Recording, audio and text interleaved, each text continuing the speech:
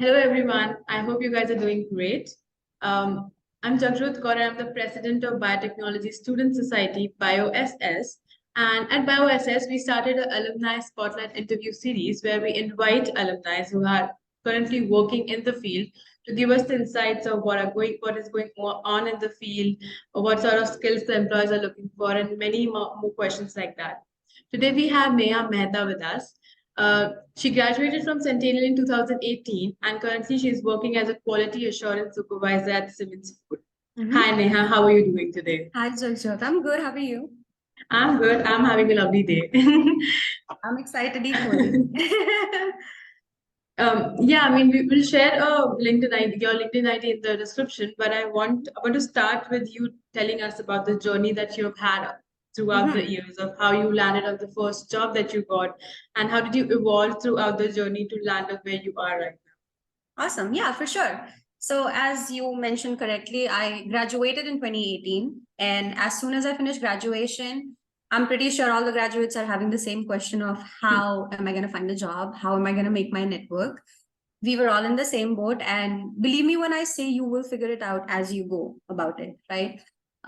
As soon as I graduated, we were looking around for jobs. I could see my friends getting some sort of jobs in the industry, and I'm like, oh my God, this is not going to work out for me.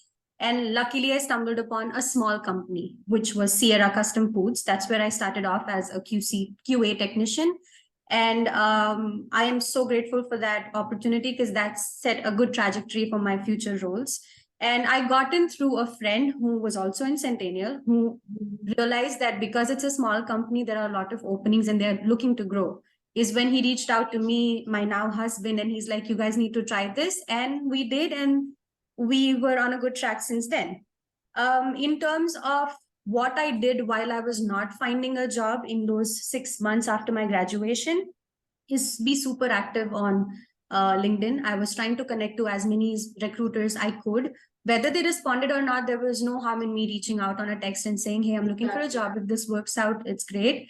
Other than that, I also source a lot of Centennial alumni, not through an association like you guys are doing, but on my own, seeing that, you know, how you see those third connection, fourth connection, second connection, stuff like that is just how I went about it. And nothing of that worked out, in all fairness. What worked out was having somebody who could let me into an organization. Sorry, that was my laundry. No problem. And yeah, so that's in terms of transferable skills and technical skills, when I talk about those two things, I think it was a balance, a great balance of both. A lot, although for transferable skills, a lot of soft skills were essential all throughout the journey from a technician to supervisor till date. A lot of my coworkers were a little less enthusiastic because they think that they are entitled to this role. And that's where we were a new, fresh set of enthusiasm where we did not take it for granted. We knew what it was worth. And that's how we just led on to the journey. Like what I get through this journey is that you were patient and you Yes. kept on trying. I wouldn't say I was patient. I was very nervous and anxious. I will not lie on that because that's exactly how you would feel as a student when you're by yourself for most Exactly. students, right? So I Yeah. was not patient, but that was the only option I had, to be Yeah, patient. makes sense. Yes, makes sense. You did partially answer my next question, which was about the skills that you have used since you have graduated. So, any Mhm. skills that you would suggest students developing while they are in college at the moment, and skills that you think employers are looking for? Sure. Yeah. It's not just soft skill set. With LinkedIn, there are great opportunities. I know that people who have not logged into a premium LinkedIn so far have access to a free trial period. And that's what I did even when I was working as supervisor for Siemens Food. I have always tapped into recent certifications, recent skill sets, recent verbiage that is going on in the industry. What I would recommend is having a thorough communication. Follow through whenever you're assigned a task. Let's say you've got a job, you've landed well in it, you're starting off, making sure that you're going through because they remember when they assign you a task, whether are you able to come back on it or not. So leaving it as, oh, when she asked me, I will deal with it is not the right approach. So communication or any sort of certifications you can get on interpersonal communications will be highly appreciated. I know that we touch base on HACCP when it comes to biotechnology courses, Yes, but we do. diving deeper into the 10-form system of how do you create one, organizations like NSF and LinkedIn would also have certification courses for the same, where you can get HACCP 1, prerequisite, HACCP 2, GMP, internal auditor certificates, interpersonal communications, like I mentioned, Six Sigma. I cannot emphasize on how important that is. I'm hearing so much about it these days. And despite of having a Six Sigma green belt, I think I need the right organization to work under somebody who's a black belt. So, but having it under your wings is no harm, no foul. So those are certifications that could help. Yeah, two questions for you. The Six Sigma is an alien term for me. I'm sorry. Can you give us a little description of what it is? Yeah, for sure. Six Sigma is also in combination with lean principles. That means in order to minimize waste. Now, when I talk about industry waste, it is not just a loss of product. Like I am producing wet canned food. I was supposed to produce 1,000, but I produced 1,500. So that 500 going to waste is not the actual principle of lean.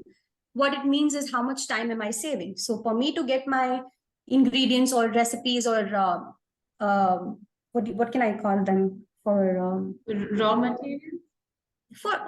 raw material or spices as an example. If I want to carry Okay. those spices to a kitchen mixer, if they are 15-20 minutes away from each other in location inside a company, it's going to waste a lot of process time. Exactly. So working Six Sigma would involve professionals who would collectively are Six Sigma certified and would work on a project where they can bring that closer infrastructurally or try to expedite that process of bringing them closer.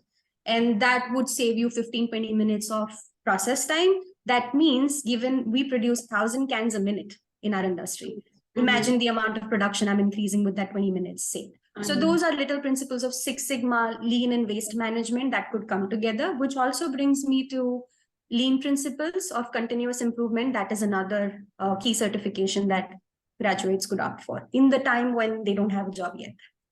And it's free, it's LinkedIn. Oh yeah, because even with the college ID, we have access to LinkedIn Learning, and I think that's a great source to start, gaining Amazing. skills from there. Yes. Absolutely. Yeah, for sure. I wish we had those tools when back in the time. Yeah, we'll make sure we inform students about it. I know about it, so maybe we could tell the students too. Give us an idea of your typical day of work, how things go around as a supervisor. It sounds very fancy. Give us an insight about it. Honestly, it is fancy, but I've paid my dues for being a technician and doing the groundwork, right? But it's no different. I think even as a supervisor, the merit is in being hands-on, being there for your people when they need you.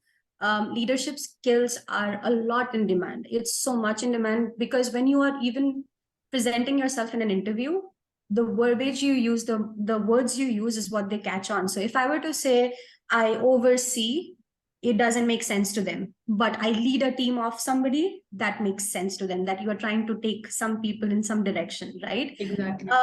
My typical day would be, so I have a team of 5 specialists. And when I say specialist, it's like they are the masters of their own tasks. So I have a document specialist, a raw material specialist. So they all come together to form this QA. And that's where I come in and I troubleshoot for them. I'm actually just their busboy. I need this. Is this available? How do we do this? This customer investigation is hectic. How do we get answers for these things? Other than supporting my team, it's also a lot cross-departmental with maintenance and operations coming in. Like I said, there will be projects all around the year.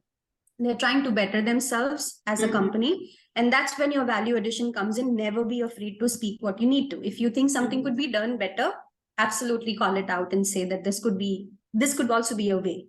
And you never know, it gets picked on and then you're lucky,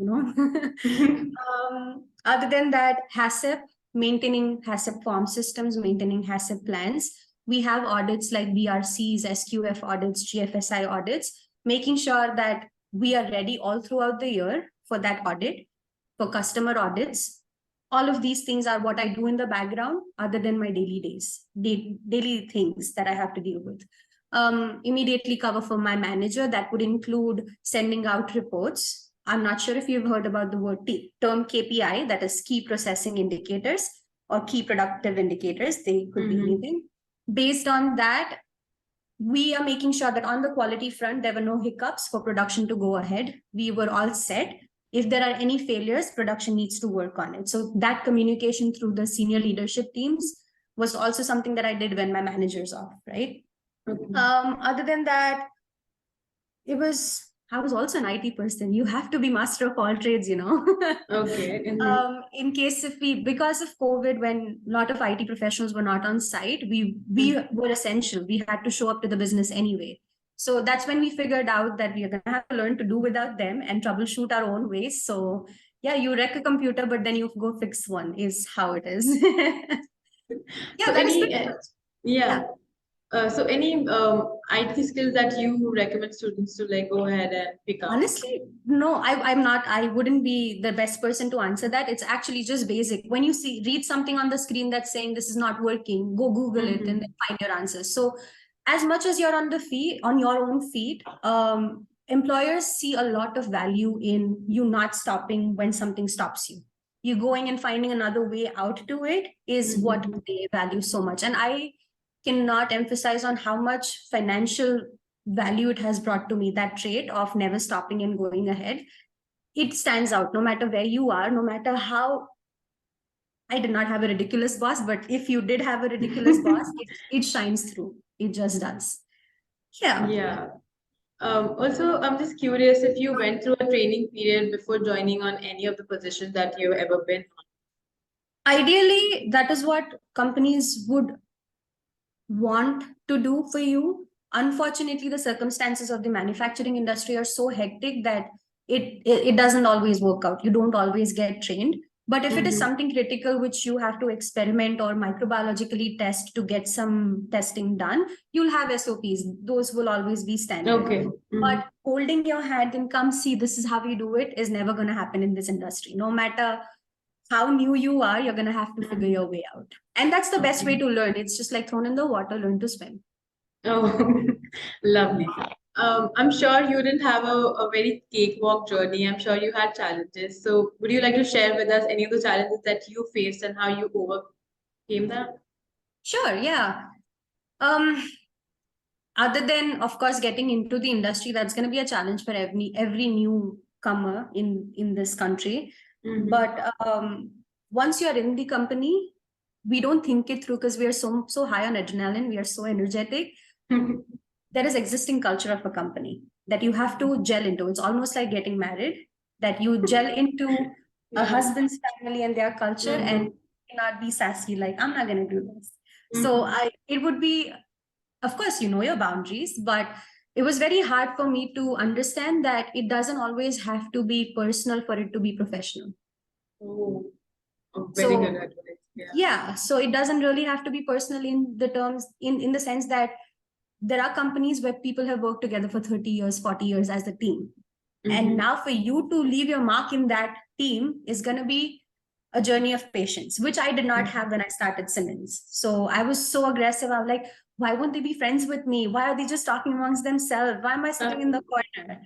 So it eventually took its time. They didn't speak to me. They didn't speak to me. They spoke when they were comfortable. And when my work spoke for me is when they felt comfortable coming to me. So as long as you are in a new industry, make sure you're doing your A to Z's correct. And as long as that is happening, people will be drawn to you automatically.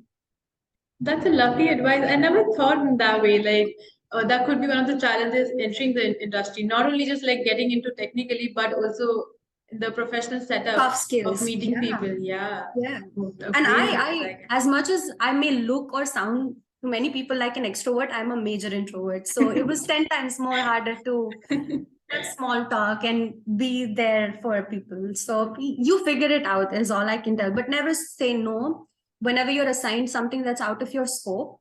Of course, if you're overwhelmed, I wouldn't suggest saying no. Otherwise, if you're overwhelmed, you can communicate that to your manager.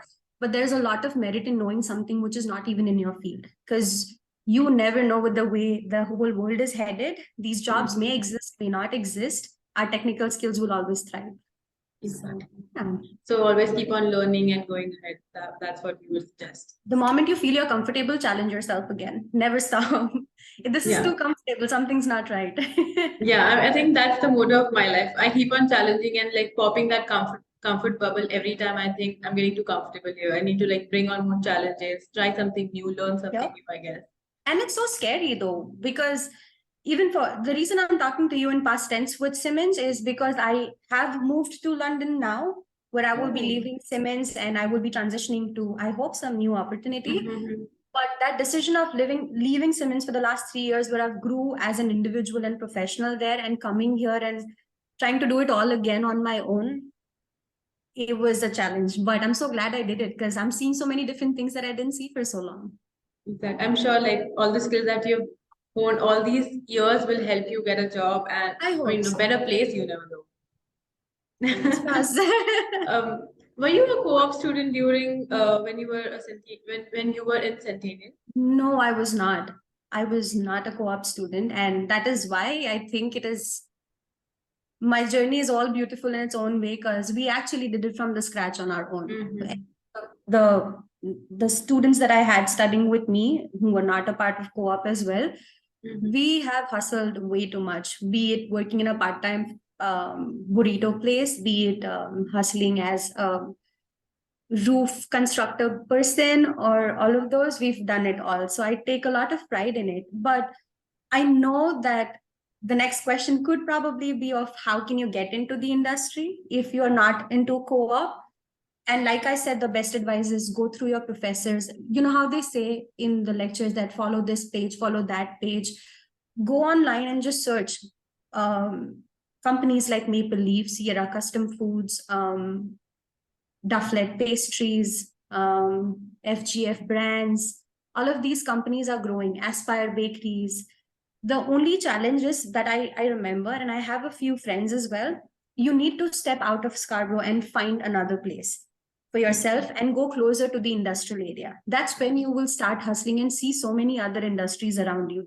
It's so many beverage companies, there are chocolate factories, there are bakeries, there are meat consumption, there's pet food, right? So do not think that I'm going to stay here because it's closer to Centennial and I feel at home. Do not make that mistake. Step out. As soon as you think you found a job in Brampton, you'll figure it out. You just have two suitcases for now. Imagine moving a whole home once you're there. I know, because I've heard students saying, "Oh, I don't want to shift. I don't want to apply to do that job because it's far away from when I don't want to shift." I think that way you're very rigid and you closing yourself in a bubble again. Right. And also, I understand that because I felt it when I moved to Brampton or Mississauga for the first time. What hit me harder more than anything cultural was, my God, the transportation here is so bad, because we're so used to buses coming every 2 seconds, 2 minutes.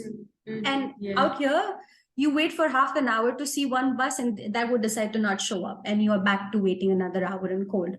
So that is challenging, and that is why I would recommend always living closer to where you work. It wouldn't be like I step down the door and it's right there, obviously, but that 15-20 minutes of commute is more than doable, and to find a room for yourself like that is doable. So I would suggest not marginalizing yourself to, I'm only going to do it so much.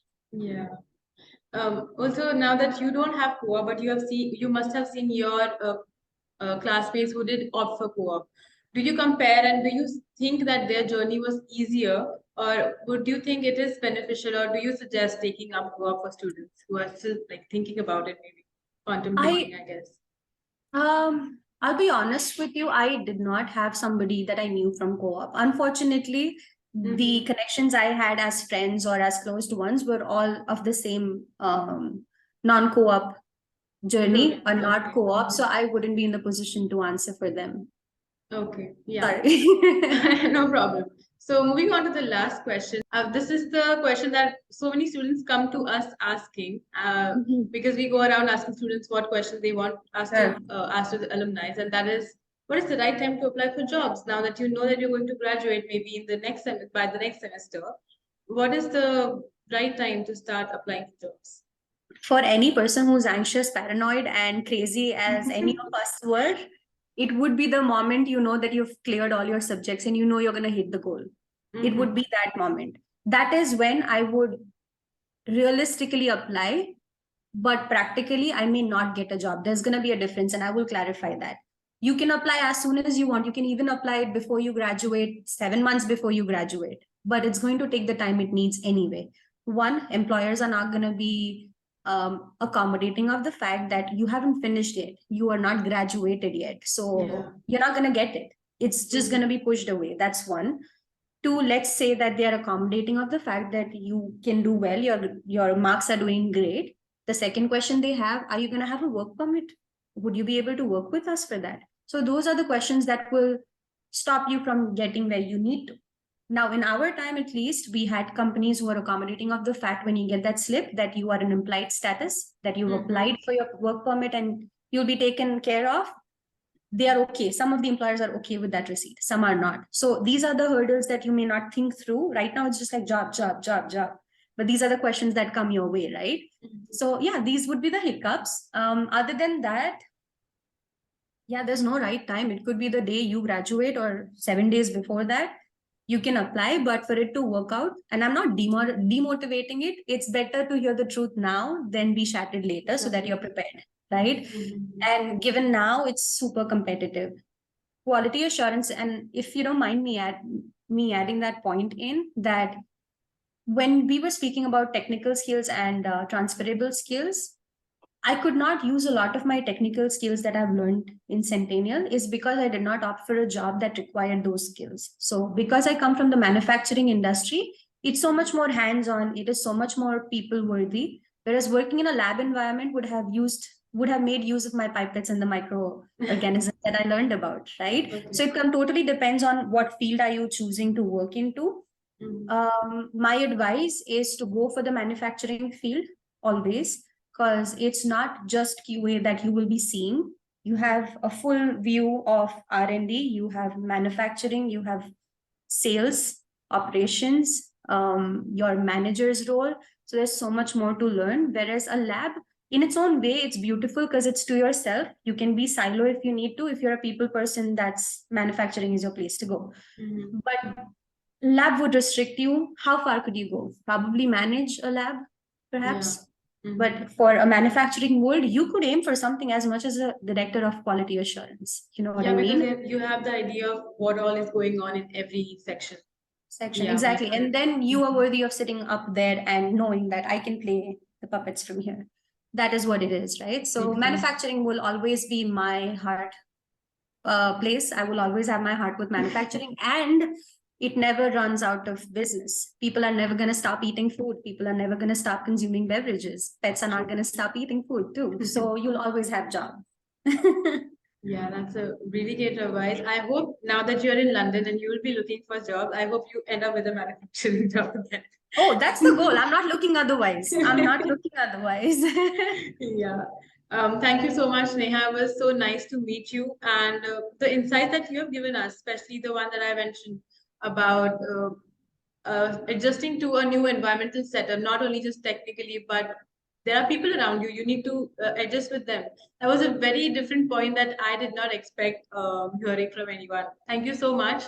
And have a good day. I hope I see you in person sometime, probably. We will. No, and I think we should totally connect. And I honestly wanted to give you guys a shout out, and I wish that we had these resources back in the time. It would not have made it easier, but would have helped a lot of our thought process to know that this is normal and it happens, right? So good on you guys for this initiative. Bang on. It's very, very Thank you so much.